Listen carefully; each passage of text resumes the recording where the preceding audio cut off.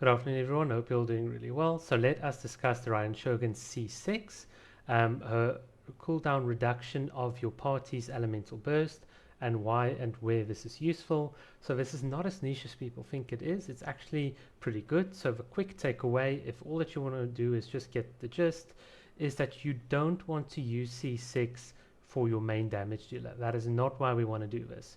We want to get a cooldown reduction on the elemental burst for our supports.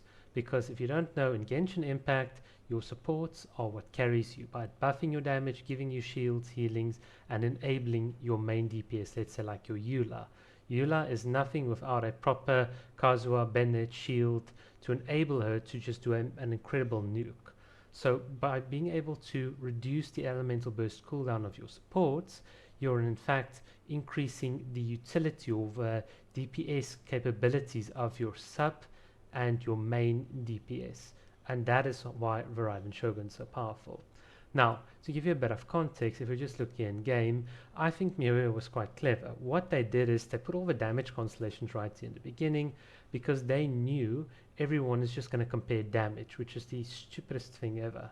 What you want to understand is how the character works, and because the Raiden Shogun is so complex, I think they understood that a lot of people won't get her, so they just put all the damage here. But the really interesting constellations for me is the fact that you gain 30% attack bonus. This can go into your main DPS or into any other sort of party member, and that is quite good. That is 30% attack bonus for 10 seconds. That is quite a long time. 10 seconds is a couple of elemental bursts that can go off. A lot of people do not understand Raiden Shogun's E or the AoE application thereof. I did another video on this, but it is pretty good, but I don't think people get it. And then Wishbearer is the cool one here. A lot of people don't seem to get the fact that you don't need to have Raiden Shogun for 7 seconds on the field. You can always early cancel her ultimate, especially if you've got a high amount of damage from your main DPS. What's cool here is that by reducing the elemental cooldowns, you only need to really be on the field for 5 seconds if that's what you're going to be after, but generally keeping her up for 7 seconds is not going to inhibit this constellation. So let's get into a bit of a practical video review. What I've got here is I've just normalized my characters against the Primogeovishap. You'll see most of them's got like 1000 attack. That's because I don't want to like sort of just one cycle it. I removed some artifacts, gave some crappy weapons. Otherwise, this run will be over, but hopefully what you'll see now will demonstrate everything. So the way in which it's going to go is, let's just play the video, and then we'll do a quick frame-by-frame count for Kujou Sara, and then we'll wrap everything up. So what we want to do is, typically we want to cast our E, and cast a few bursts to build resolve stacks. Now what Ayaka is going to do is, she's going to do her maximum damage combo, which I explained in my Ayaka videos. Now we've got Kujou Sara, and there's Raiden Shogun, so she's now doing max damage, minus 90% defense drop from Ayaka, and the sort of attack from buff from Kujou Sara, which is awesome. And if you look at that, now we've got our elemental burst back up, and now we can cast it again, pretty good. And look at that, now we've boosted Ayaka's attack, now she's got her elemental burst back up, does 30% plus damage, and she gets the minus 30% defense drop. Raiden Shogun's got the minus 60, so that multiplier has increased a lot. Here we've got the AoE from Xingqiu and the Raiden Shogun's E stacking, again just increasing that damage incrementally. If you play this better than I am, and I'm sure you can, then you would have gotten a cool cooldown reduction for Xingqiu, but that's not the point. And as you can see, this team is just all about elemental burst spamming, about those quick rotations, getting everything done. And there we go, we've got Kujou Sara back up, and now we've got Ayaka, and now we're just going to start hitting, etc, etc. I wish this thing had like 2 million HP, because this would have been quite cool. Right, so that is sort of how we played. And if you noticed, what we did is the C6 from Raiden Shogun was primarily there to either boost the AoE damage from Xingqiu, in other words, get him to get his little swords or like little shields back up so that we can defend and attack, or from Kujou Sara, which will then feed into Ayaka, because the problem is your main damage dealer needs to have the least amount of energy recharge so that they can get the max amount of damage if you look at all your artifacts, etc. So what has happened here is, let's just quickly rewind, and here you can see, oops, not here, right at the first moment. So right here we're gonna cast our elemental burst. There's the activation delay, and then interestingly, Kujou Sara's countdown begins after the activation delay, which is quite interesting. A lot of characters have it before, but there you go, right at this frame. You can see right here at the bottom, and I've logged it right here, so you can see I'm not cheating.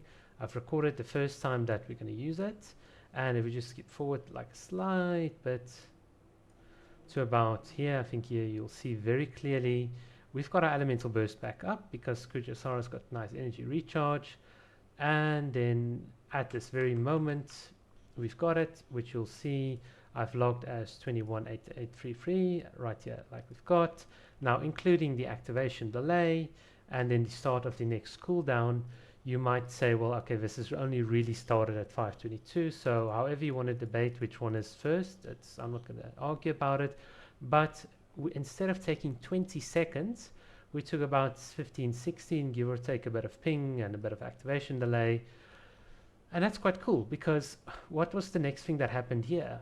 Ayaka didn't have her ultimate up, but now she does. And now there was a very nice synergy between Kujou Sara and Ayaka, which does a lot of damage drop.